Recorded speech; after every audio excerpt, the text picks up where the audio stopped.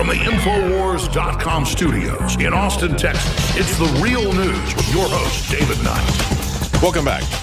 Instead of doing some news, as I usually do at the top of the hour, because of our radio stations, I'm going to keep going with this narrative about Hillary Clinton, because this truly is unprecedented for me. I've never seen the Washington Post basically turn on this kind of establishment. And what has come out, again, let me just reiterate the sequence of events here. It's the establishment Republicans who started doing research to try to take down Donald Trump. They did it. They made it about business deals that they created, fake stuff. And then when he won the nomination, they said, all right, we're not going to do it anymore. They handed over, though, to the Clintons, Fusion GPS people, and the Clintons make it about dirty, perverted sexual fantasies of theirs instead of business fantasies. That touches something about the mentality of the people who run those two different parties. Like the Republicans are saying they're fantasizing about corrupt business deals, and Clinton and their ilk are fantasizing about perverted sex. So they sex up this phony, dirty dossier, and then as President Trump wins, you have the Republican establishment and the person of John McCain, who wants to keep this Cold War going, who has a personal vendetta against President Trump, and is part of the establishment. Let's just not forget this, okay? Part of the establishment. And it was GOP leadership that blocked the investigation into the uranium deal as well. It wasn't just the corrupt Department of Justice within the Obama administration. It wasn't just Loretta Lynch. It was the establishment Republicans as well. How long have we told you that there aren't two wings of government? It's just one. It's one. It's one warbird, if you will, that is running along here. The Republicans and Democrats are two wings of the same bird. And Hillary Clinton is just one of the heads of Hydra that is being cut off right now by the establishment in an attempt to free itself from the bear trap that she got her head stuck in. It's like, man, we're going to die if we don't cut off this head. So let's cut off Hillary Clinton, and maybe we can live to fight another day. That's the situation that the GOP and Democrat and media establishment are in right now. They're going to cut her off, and that's a good thing. And we need to keep cutting heads off of the Hydra. But anyway, you have McCain, who brings it back and shops it around in Washington, gives it to the FBI, and then the FBI wants to go further. Give us some more information. We'll pay you for that information. And then when we go back to the uranium deal, the story from the Gateway Pundit, stunning that GOP leadership blocked investigation into the explosive Clinton uranium deal. And here's the evidence. In an interview with Fox News Sunday, GOP Representative Don DeSantis revealed Republican leadership blocked him and others from investigating the Clinton Uranium One deal. And we know that this was something that was under investigation. They said, wait a minute, the guys you're trying to sell this to in Russia, this is part of a bribery, fraud, money laundering investigation that had gone on for 15 months. Yet the committee that is supposed to oversee things that are critical to the national interests of America that should have stopped this, they ignore all that. The FBI ignored all of that. The FBI had a witness. The FBI threatened the witness. They said, you better not talk, okay? So we got the Democrats with the Obama administration saying, shut this down. You got the GOP establishment, as we're now hearing here, shut it down. We've got the law enforcement establishment, the FBI, threatening the witness who is going to blow the whistle on all this stuff. Shut it down. See? That's the key. It's the deep state. It's both parties. And DeSantis said, I've spoken with a confidential informant that helped the FBI uncover the bribery scheme. He's a member of the Oversight Committee. He said, clearly it is in the public's interest that this individual be able to tell his story to Congress. But he's been gagged, not just by the Democrats. He's being gagged by the Republicans. Will Jeff Sessions remove that non-disclosure agreement from that eyewitness and expose this information? We've got Grassley calling for it. Will Sessions do this? Why are they keeping this quiet? Stay with us. We'll be right back. I'm David Knight. Welcome back. It is a banner day, a banner week, as these things are starting to unravel, as they're cutting off the one head of Hydra, which is Hillary Clinton. We had on Fox News Sunday, Congressman DeSantis talking about Uranium One. And he said, we wanted to have this witness who was telling the FBI 15 months before the deal was approved by Hillary Clinton, by the Obama administration. They were investigating the individuals involved in Russia who were trying to purchase the uranium for money laundering, for bribery, for corruption, and other issues, and yet they still approved this. And then they put a gag order on it. So you have to understand, we've got all the Democrats. We had Hillary Clinton. We had Eric Holder, who was there at the time. We also had Timothy Geithner, Secretary of the Treasury, all part of that committee that would approve sales like this that were of vital national interest. And the FBI, who was investigating this, they all covered that up. They all approved it, in spite of the FBI investigation, been going on for more than a year. So there you have it. It's got the Democrats, you got the FBI, and then DeSantis brings in the Republican establishment as well. He said on Sunday, the informant that he spoke to had signed his original non-disclosure deal with the Obama administration Attorney General Eric Holder, and he was threatened with reprisal by the Justice Department under Attorney General Loretta Lynch when he tried to come forward in 2016. He said he was very afraid they were going to kill him. He said they're afraid. He said, I was afraid people in Washington would kill me. I was afraid the Russians might kill me. And the FBI threatened him with jail if he told people about the corruption that all of them knew about before they approved the deal. At the end of the interview, he said something that was very stunning. He said the GOP leadership blocked him from investigating evidence from the Clinton uranium deal. There you have it. The Democrats, the Obama administration, the FBI, the establishment Republicans all covered this up. The same people who did the same thing with the dirty dossier. The Republicans started it. They created some fantasies of theirs about corrupt business dealings with President Trump and the Russians. So that's the Republican fantasy, to try to shut him down in the primaries. Then when he wins in the primaries, the Democrats take it over. They put in their perverted sexual fantasies. Then when he wins, you've got John McCain, the Dr. Strangelove of the new Cold War, sends a guy to get it from the British spy who was writing this work of fiction and to bring it back. And he shopped it around personally. McCain personally shopped it around and personally gave it to FBI Director James Comey. And then he says that he didn't personally give it to BuzzFeed. Maybe it was the guy that he sent to get it, to bring it back. Here's Tom Cotton talking about the dirty dossier a couple of days ago, saying you cannot give any credibility to this thing. And now we know why, because the Washington Post has come out and said the same thing. But here's what Tom Cotton said before the Washington Post exposed this progression of events. Have you seen anything that's helped you determine how credible this Trump dossier has been? Well, I think some of the key points about its credibility are unknown. As Senator Burr said at a press conference a couple weeks ago, as anyone who's followed the matter closely knows, I mean, this outfit here in Washington, D.C., Fusion GPS, has gone to the greatest lengths possible to try to conceal who paid them, which makes me think it was probably a Democratic political operative or Russian intelligence service. Right now, I mean, you've got their employees or officers fifth in front of the House of Representatives and are now fighting in the district court here to quash a subpoena of their bank records. I mean, they have a constitutional right to take the fifth. We have a common sense right to draw what inferences we will from that. Likewise, I don't think we know anything about who the sources for this document is, about whom we know little. Chris Steele, I don't think was running around Russia interviewing people who claim to have firsthand knowledge of any of these outlandish allegations.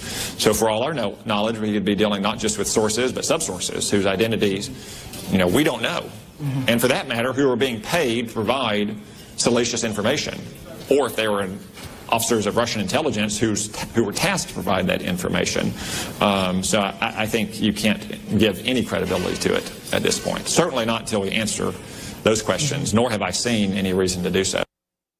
Okay, so that was a day or so ago. And what do you say? Things change very quickly. That was 2 days ago.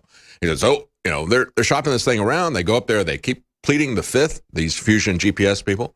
They plead the fifth when they talk to the House Intelligence Committee.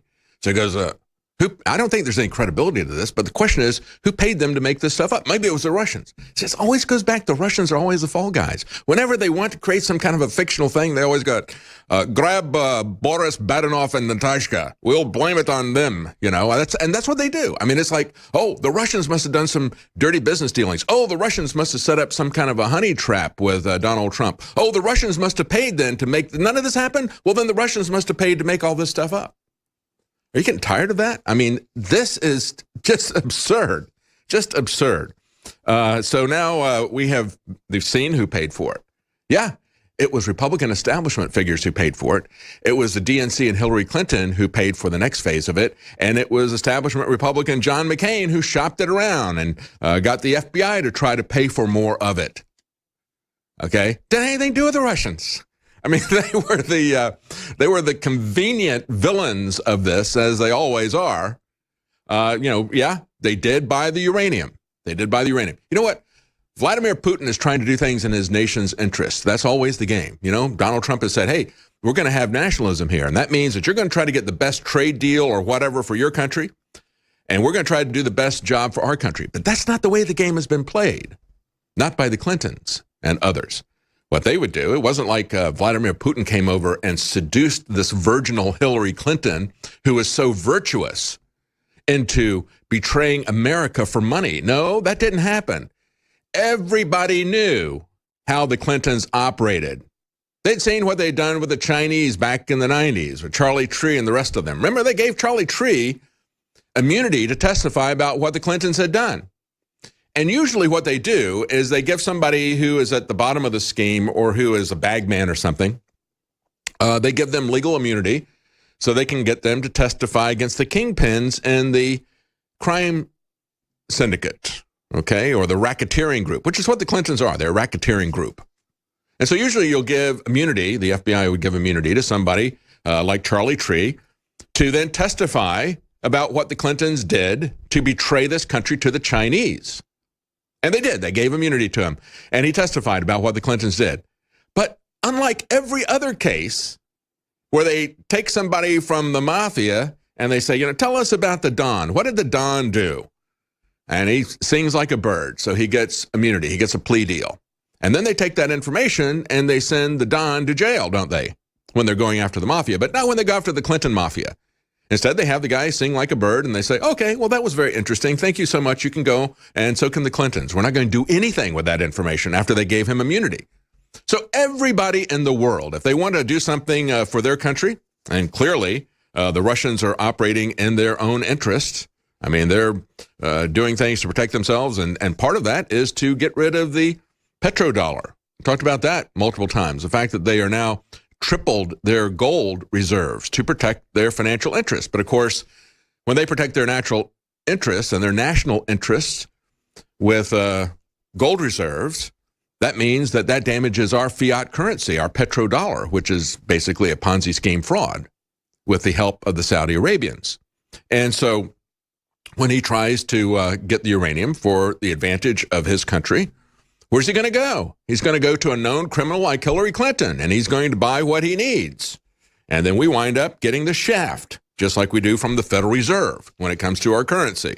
And that's what happened here, folks. And it is now coming out, an amazing day that the Washington Post is putting this stuff out. So we're going to see what happens with this. We've now got here, are they going to do something with it?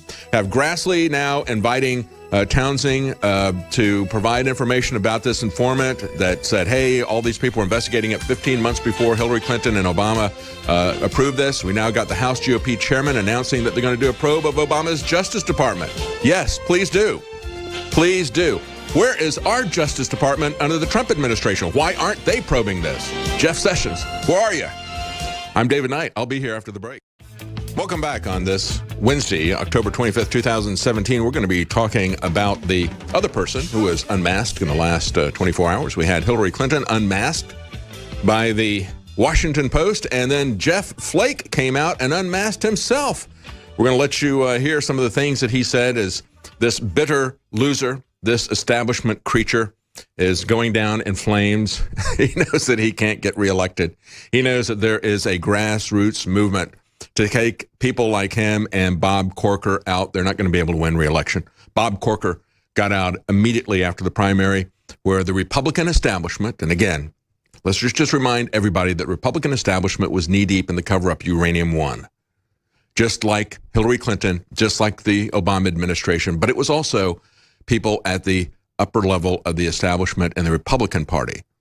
And they were also involved in the production and the distribution of the dirty dossier, just like the Democrats were, and just like the FBI was. And so you've got the Republican and Democrat establishment and the FBI at the center of both the dirty dossier and Uranium One.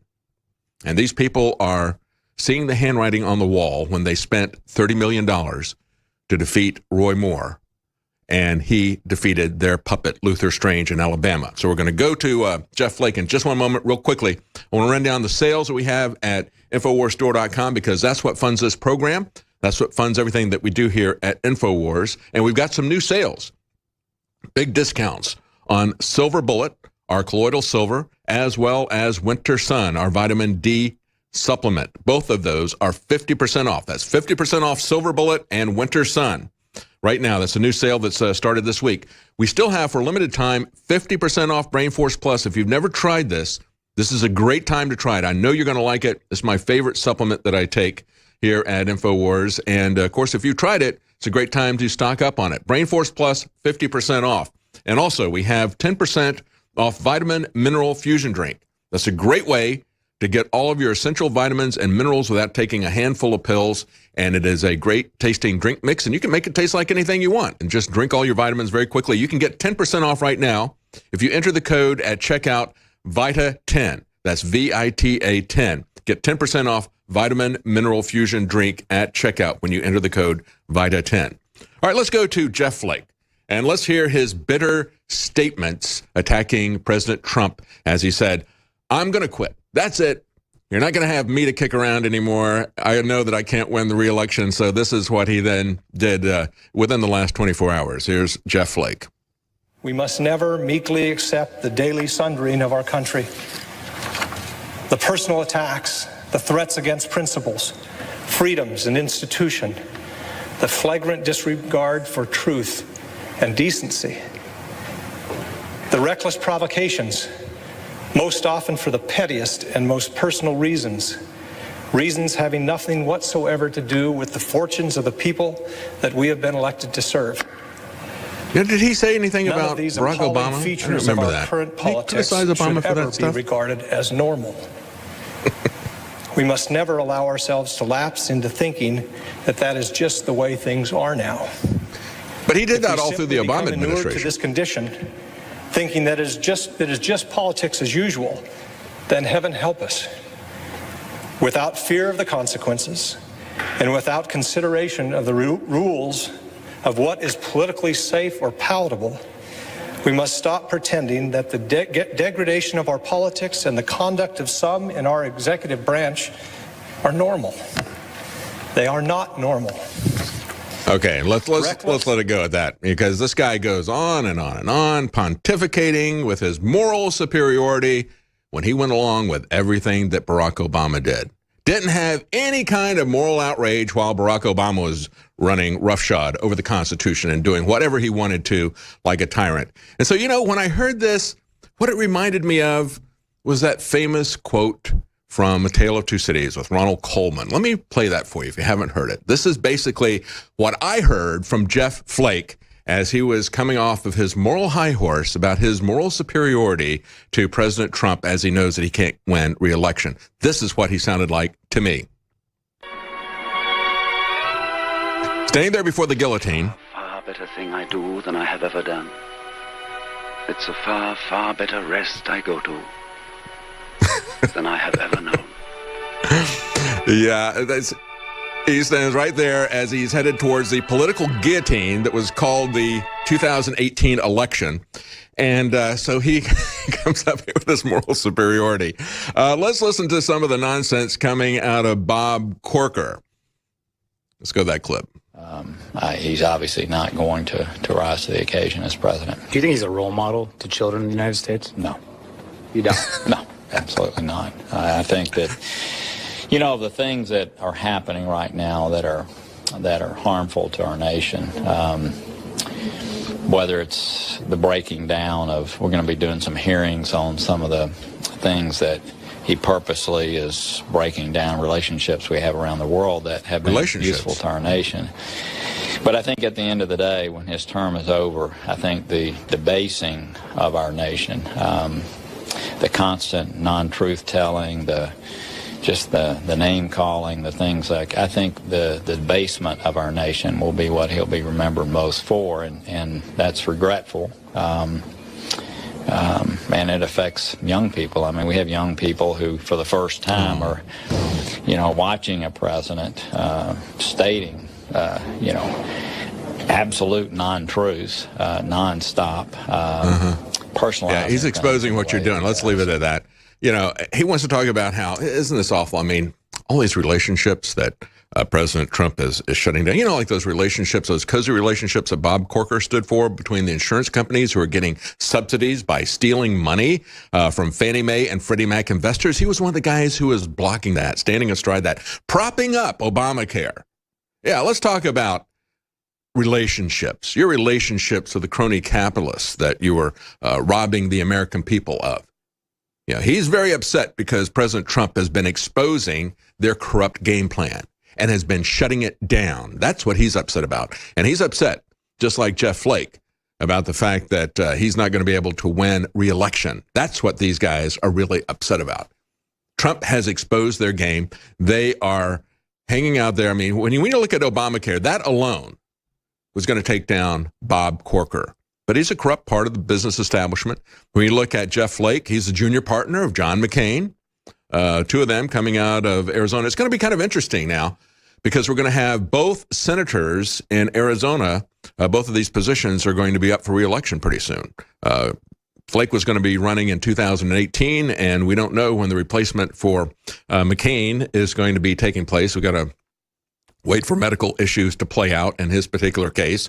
And so we're going to have two Senate elections there in Arizona. The only good thing about that might be that we won't have so many conservatives running against each other. Maybe they can decide which ones are going to run in which elections so they don't cannibalize that and let an establishment player come up through the middle because all the conservatives and Tea Party people are running against each other.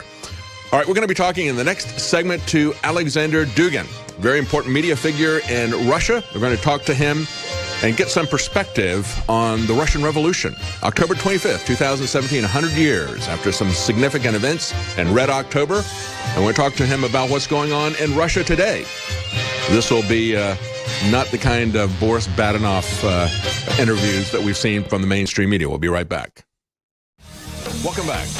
It's October the 25th, 2017. It's 100 years after a very significant event in the Russian Revolution, known as the Red October by many people. I wanted to talk to Aleksandr Dugin. He is a very influential person in media and in politics in Russia, so I wanted to get his perspective on 100 years after the Russian Revolution. He wrote a book called The Fourth Political Theory. This is something that has had a lot of influence in Russian politics. And he has also started a new political party, a new movement, the Eurasia movement that he calls. And the political party is the Eurasia Party. And it is a fully vested Russian political party. But I want to get his perspective on a lot of different things. He was also involved with the religious restoration in Russia. The Orthodox Church is in the ascendancy here now that we've seen the communist move aside. That has now become a cultural center in Russia as well. So thank you for joining us, Mr. Dugin. Hi, thanks you to invite me, Mr. Knight. Thank you so much. And I want to, because we're here at the anniversary of the Russian Revolution, and because you've been so involved with the Orthodox Church and the revival of Christianity post-communism in Russia, comment a little bit about what happened to people and to Christians after Lenin took power. the October Revolution is the part of our history. In order to understand the meaning of this event, we need to have the idea about Russian history, what we are, what we have been, and what have we suffered during Soviet time. So first of all, Russian identity is linked deeply with Orthodox Church. The Orthodox Christianity is our identity. It's not only the part of our identity, is the essence, it is the axis of our identity. We became the people with Christian faith. So before, we have no idea about what we have been before Christianity. So our identity was made, was constructed, was organized around this Christian Orthodox tradition. And Bolsheviks, they have destroyed precisely this essence of Russian people. And that was the great catastrophe of our history, because that was the end of time. In our history, we have passed through some ends of time. In the time of in the 17th century, we have passed very difficult period about this the split of our Orthodox Church for old believers and new believers. That was as well considered by the Christian conservative part of our society as end of the time and as coming of Antichrist. But that was only part. The old believers they believed in traditional foundations of our Christian tradition. They were very negative. They had negative attitudes toward modernity, the Western modernity. They were very proud to be Christian Orthodox. Instead of them, they and old believers were defeated in front of modernity. And in the beginning of the 20th century, in the October Revolution, that was the second end of time in our history, because this time was destruction not only of the part of our church, but that was the destruction of all our Christian identity. And the people who have won, have usurped the power in the 17th, they were completely alien to our tradition. They were culturally, ethnically as well. They were not Russian. They were they were globalists, they were internationalists. They hated Russian identity, and they have destroyed all the foundations, existential foundations, intellectual, metaphysical foundations of our identity. And that was the end of time, end of Russian time. Mr. Dugin, I want to interject here, because, when you're talking about this and you're saying that the Orthodox Church in Russia was really kind of the foundation of the culture, the foundation of the nation, I would say that Vladimir Lenin would agree with you, because, he went specifically after the churches to destroy them. Marx had said that it was the opiate of the masses. And so what he did was he realized that in order to make a new society, he had to tear down the foundations of the existing society, the foundations of both the culture and the legal system, and everything, by going after the church. And so I think that was a key part of what he did there. We had, you remind me in a lot of ways of Aleksandr Solzhenitsyn, who said that men have forgotten God. And it was a very deliberate effort to make man forget God that the communists did as they came into Russia. And I guess the question is, and of course, Solzhenitsyn, when he came to the West, he had a lot of criticism for the West as well, saying that we have also forgotten God. But he eventually went back to Russia. And I guess the question is, what has happened after we saw the fall of the Soviet Union? Because most Americans don't really make a distinction between the Soviet Union and Russia as it is today. What has fundamentally changed? Because Solzhenitsyn went back, Have you recovered the foundations of God and the Orthodox Church, and how was that done? When was that done? So first of all, you are absolutely right about destruction of Russian identity through destruction of Christian Orthodox consciousness. So without Christian roots, without our belief in God, we could not exist as a people, as a nation. We was formed around that, and that make our basis. So Bolsheviks, they have consciously destroyed this foundation in order to exchange the Christian vision of the world, Orthodox Russian vision of the world, by their Marxist conception. And they were successful in that. They have succeeded in that, and that is our tragedy, because that was a kind of heresy that has overcome our orthodoxy. And the problem is that after the end of communism, we are trying to recover from this trauma, from this catastrophic period, but it seems to be very difficult. We are not more absolutely.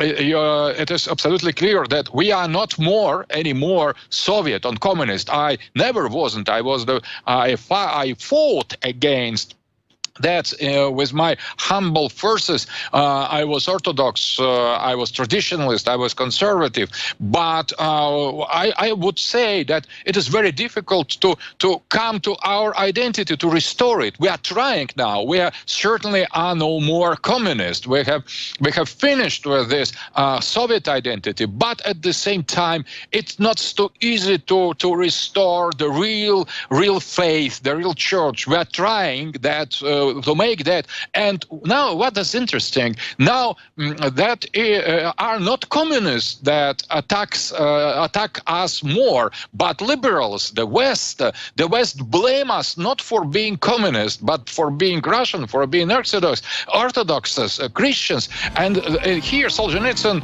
is quite right, because it is not only Russians that have lost the belief, the faith in God. That's right, it's the West. And we got to go to a break. We're talking to Aleksandr Dugin. We're going to come right back, and I want to ask him about the current state in Russia, ask him about his political philosophy, the Eurasia movement, and his fourth political theory. What is behind that? He describes himself as a national Bolshevik. I want to get him to define what that means. Welcome back. I'm David Knight, and we're talking to Aleksandr Dugin. He is a Russian author and a political scientist. He's written a book called The Fourth Political Theory. It has been called a sensation in Russian political circles. We want to talk to him about his political philosophy. He's started a new political party there, the Eurasia Party.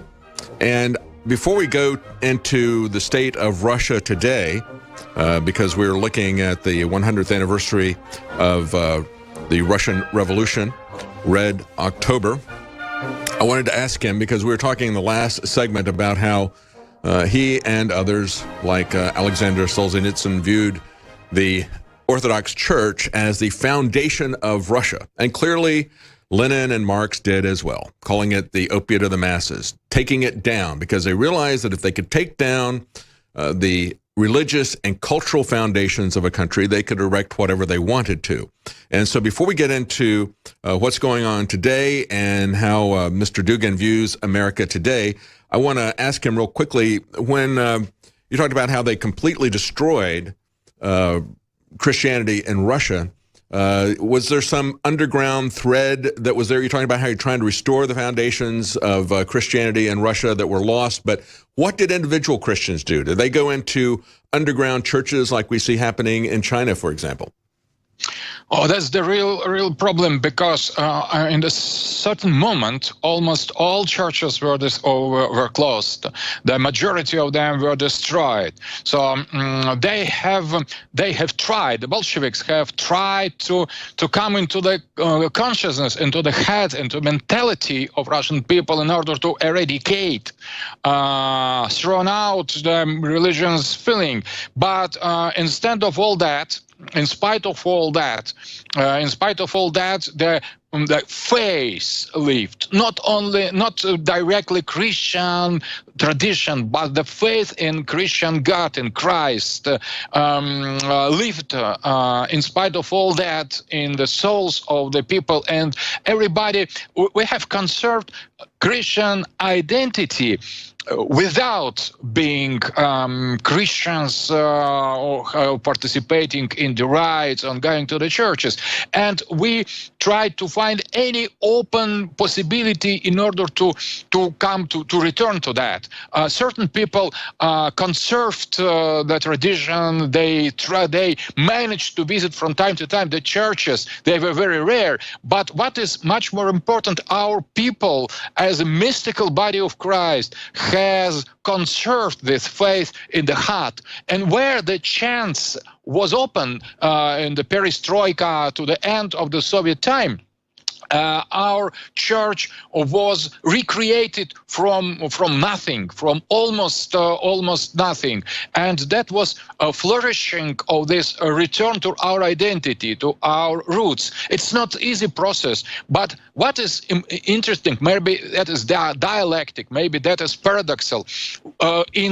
In spite of the communist dictatorship, atheist, materialist, Marxist, Leninist dictatorship orientated against our faith, we rest Christians. We have saved our faith, and in the new possibility, when the kind of the shadow of liberty arrived, we have used it in order to restore our church consciousness, our church, and that is completely opposite to what is going on in the West. West is so-called free, but you now is much more atheist, Marxist-Leninist that we were. So that is interesting. So and I think at the center of this, Mr. Dugin, is Lenin himself, the guy who led the October Revolution.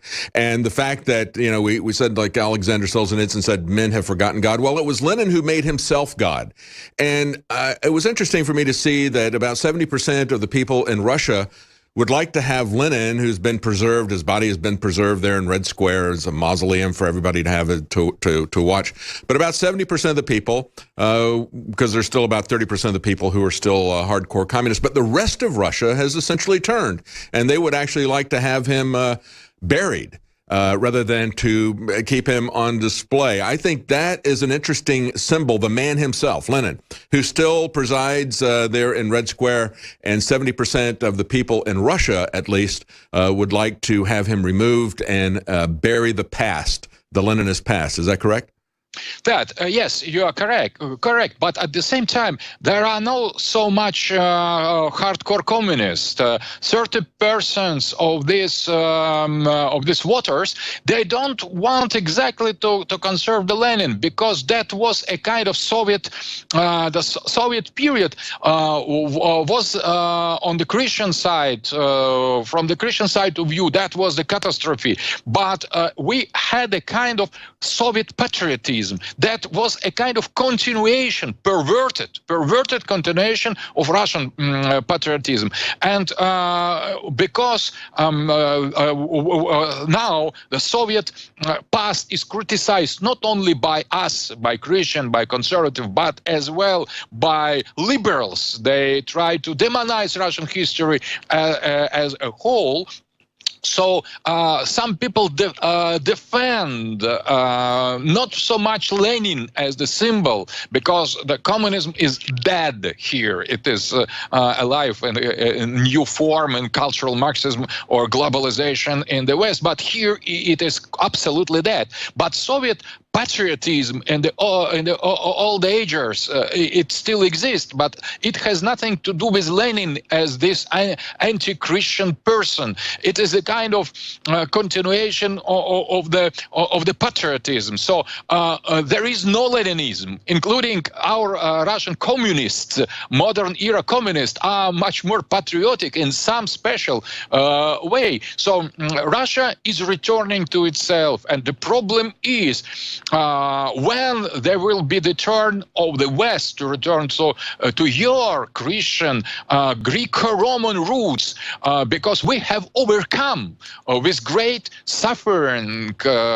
We have overcome this disease of communism, of atheism and materialism, and now it is your turn to do the same, to overcome, to recover your identity, because you are losing your identity. The dictatorship of globalists is more or less, for us, is very, very similar to what we have experienced ourselves.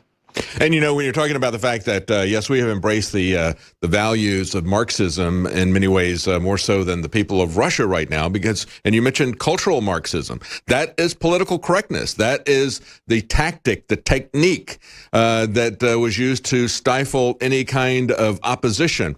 And now that is running rampant in America. And, of course, those same people who uphold cultural Marxism, who uphold political correctness, are the very ones who are going around trying to tear down the foundations of our culture, of our civilization, of our religion, going all the way back to Christopher Columbus. I mean, it's a very literal tearing down of the foundations that we see now. Now, you've spoken about the globalists. You're a very anti-globalist, but I wanted to ask you a little bit about, and we're going to have to take a break in about 2 minutes or so, but if I can, I'll keep you over to one more segment.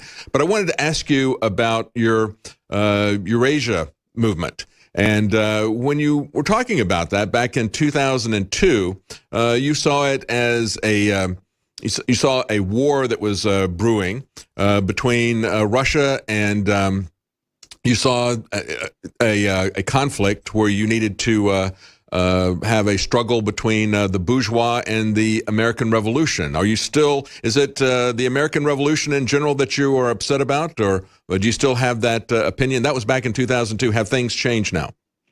So the most important thing has changed during the Trump's campaign. So I never thought about very existence of American people as that power that could say no to the globalization, that could say no to this global government, to this interventionism, and this decision to support Donald Trump of American people is, in my eyes, more important than Trump himself. So there is new force, new subject in the history that appears, and now I think that we need to reconsider our relations. So we should not be in the war, United States against Russia, Russians against Americans. We have committed many sins, many bad, evil actions, both of us, our people and your people. But now we are in danger, and our enemy is unique. It attacks us and attacks you. It is globalist, and now I agree. Yes, and so we're going to explore that a little bit further. We got to take a quick break, Mr. Dugin, and we'll be right back. We're talking to Aleksandr Dugin. What is the true enemy? He sees us as the Trump movement, which is bigger than Trump himself, as a movement to take back control from the globalists who have, quite frankly, been headquartered here in America for a very long time. We'll be right back with Aleksandr Dugin.